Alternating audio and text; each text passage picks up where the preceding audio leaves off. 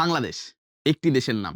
Subject হিসেবে singular হওয়ার কথা এবং ভার্বও সিঙ্গুলারে গ্রহণ করার কথা। আচ্ছা, বাংলাদেশ এই যে দেশের নামটি কখনো কি প্লুরাল হতে পারে?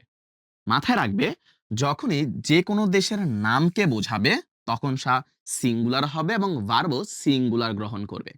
কিন্তু যদি দেশের নাম দ্বারা কোনো খেলাধুলার টিম অর্থাৎ স্পোর্টস টিমকে বোঝায় তাহলে সেটি প্লুরাল সাবজেক্ট এবং প্লুরাল ভার্বকে কিন্তু গ্রহণ করবে।